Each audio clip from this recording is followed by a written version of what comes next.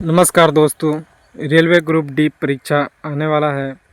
उसके लिए संपूर्ण भारत का सामान्य परिचय से वन लाइनर प्रश्न लाया हूँ और यह पार्ट 1 होगा क्योंकि पार्ट 2 बहुत बड़ा हो जाएगा।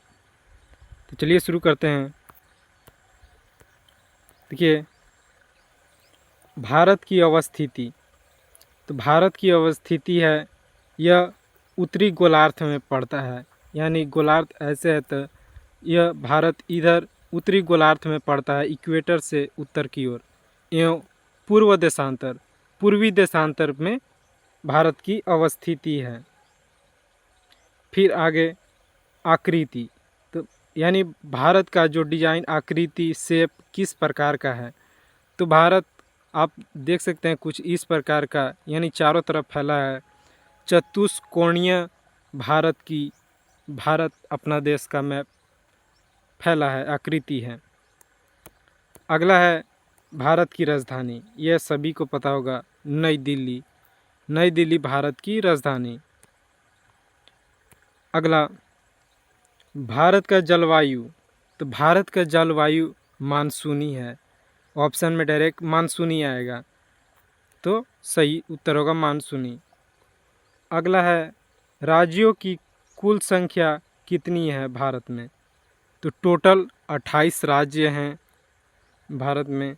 और केंद्र शासित प्रदेशों की कुल संख्या यानी यूनियन टेरेटरी, तो उनमें टोटल 8 हैं यूनियन टेरेटरी भारत में। आगे है कुल क्षेत्रफल भारत का कितना है। तो देखिए 32,87,263 वर्ग किलोमीटर यानी स्क्वायर किलोमीटर भारत का कुल क्षेत्रफल है। अगला विश्व क्षेत्रफल में भारत का जो एरिया है उसका प्रतिशत कितना है, यानी पूरा लैंड का कितना प्रतिशत भारत घेरता है केवल अकेले। तो 2.42% भारत विश्व के क्षेत्रफल का केवल भारत है। अगला क्षेत्रफल की दृष्टि से विश्व में भारत का स्थान कौन सा है। तो एरिया के दृष्टि से भारत 7वां नंबर पे आता है कि 7वां सबसे बड़ा देश है एरिया के दृष्टि से। अगला है क्षेत्रफल की दृष्टि से एशिया में भारत का कौन सा स्थान है। तो क्षेत्रफल की दृष्टि से एशिया में भारत का दूसरा स्थान है और पहला स्थान तो पता ही होगा, चाइना का है। अगला क्षेत्रफल में भारत से 6 बड़े देश कौन हैं। तो देखिए रसिया, कनाडा, चीन, अमेरिका, फिर ब्राज़ील, देन ऑस्ट्रेलिया। ये 6 बड़े क्षेत्रफल की दृष्टि से भारत से बड़े देश हैं। अगला सर्वाधिक बोली जाने वाली भाषा कौन सी है भारत में। तो वह है हिंदी। हिंदी अधिकतर भाषा सबसे ज़्यादा बोले जाने वाली भारत में भाषा है। अगला है सबसे बड़ी जनजाति कौन है भारत में। तो वह है भील। भील जनजाति सबसे बड़ी जनजाति है। फिर दूसरे नंबर पे आती है गोंड जनजाति। गोंड जनजाति सबसे बड़ी जनजाति है, दूसरी सबसे बड़ी जनजाति है। पहले नंबर पे भील आती है। फिर है अक्षांशीय स्थिति भारत की क्या है। तो वह है 8 डिग्री 4 से 37 डिग्री 6 उत्तरी अक्षांश है। इससे प्रश्न बनता है अक्षांश और देशांतरीय स्थिति से, तो कंफ्यूज नहीं होइएगा। अक्षांशीय 8 डिग्री 4 से 37 डिग्री 6 उत्तरी अक्षांश है। और देशांतर की स्थिति बताएं तो 68 डिग्री 7 से लेकर 97 डिग्री 25 पूर्वी देशांतर भारत की देशांतर स्थिति है। आगे उत्तर से दक्षिण की लंबाई कितनी है।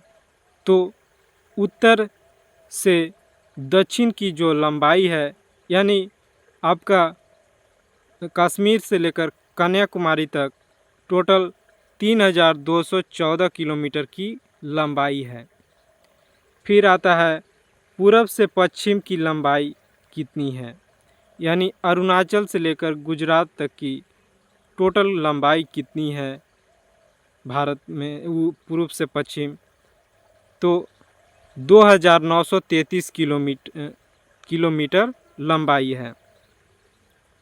अगला पूर्वी बिंदु की किविथु, तो पूर्वी बिंदु है किविथु जो कि अरुणाचल प्रदेश है और यहीं से शुरू होता है और गुजरात के कच्छ पे लास्ट पश्चिम तक जाता है। यहाँ पूरब किविथु से गुजरात तक पश्चिम यह 2933 लंबाई जाता है और पूर्वी बिंदु किविथु को माना गया है जो कि अरुणाचल प्रदेश राज्य में।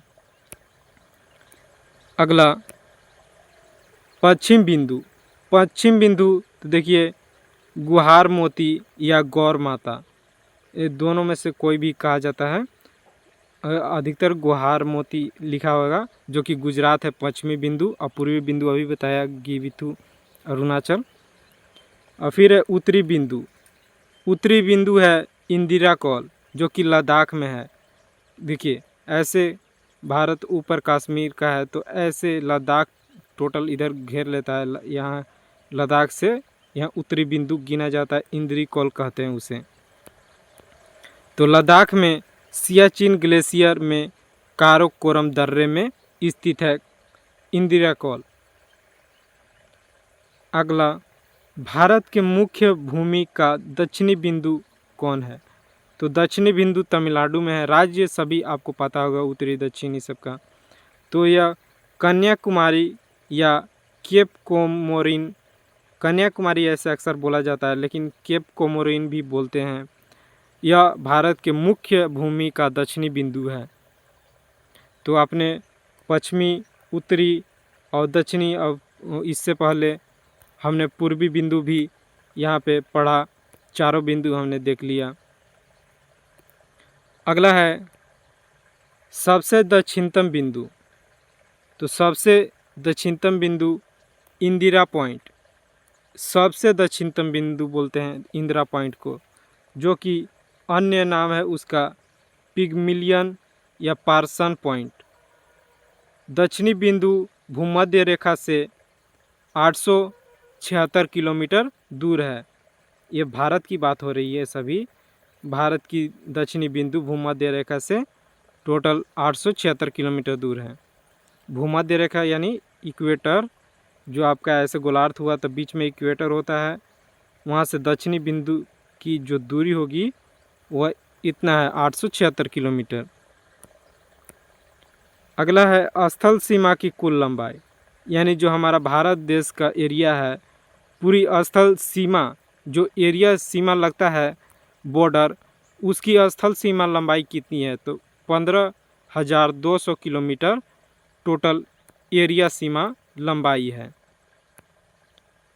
आगे बढ़ते हैं, मुख्य भूमि के तट की लंबाई कितनी है, तो भारत की जो मुख्य भूमि की तट जो है उसकी लंबाई कितनी है, तो वह है 6100 किलोमीटर, यानी 6100 किलोमीटर यह मुख्य भूमि के तट की लंबाई है। अगला है द्वीपों सहित तटीय लंबाई कितनी है, यानी भूमि और द्वीपों के को भी मिला लिया जाए तो सभी का तटीय लंबाई मिलाकर हो जाता है 7516.6 किलोमीटर। अगला समुद्र तट से लगे राज्यों की संख्या कितनी है, तो टोटल 9 राज्य सटे हुए हैं समुद्र से। गुजरात को जरूर जोड़िएगा, अधिकतर मैप में उसे महाराष्ट्र समझ लेते हैं, तो गुजरात भी समुद्र सटा हुआ है। 9 टोटल राज्य सटे हुए हैं। अगला है सबसे लंबी तट रेखा वाला राज्य क्या है, कौन है, तो देखिए गुजरात जो कि पानी से सटा तट रेखा यानी समुद्र से तो वह गुजरात का जो तट रेखा है वह बहुत बड़ा है। जैसे जैसे अंदर घुसकर यह पूरा कवर करता है तो सबसे बड़ा गुजरात का हो जाता है। अधिकतर तमिलनाडु या आंध्रा मार देते हैं तो वो गलत हो जाता है। सबसे लंबे तटरेखा गुजरात का है। फिर है सबसे छोटी तटरेखा वाला राज्य, तो वह गोवा है। गोवा देखे भी होंगे ऐसे मैप में, ये इतना छोटा सा है जो सटा हुआ है समुद्र से, तो वह सबसे छोटा तट वाला रेखा है, तट रेखा वाला राज्य है गोवा। फिर है सबसे छोटी तट रेखा वाला केंद्र शासित राज्य, तो वह है अंडमान एवं निकोबार द्वीप समूह।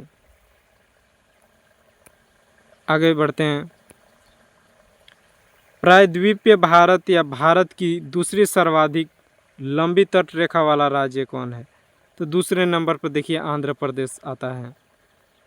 फिर है सर्वाधिक नगरीकृत राज्य कौन है, यानी ज़्यादा नगर वाला राज्य, शहर वाला, तो वह है महाराष्ट्र। यहाँ पे ज़्यादा नगर यानी टाउन, छोटे बड़े सभी टाउन ज़्यादा मिलते हैं।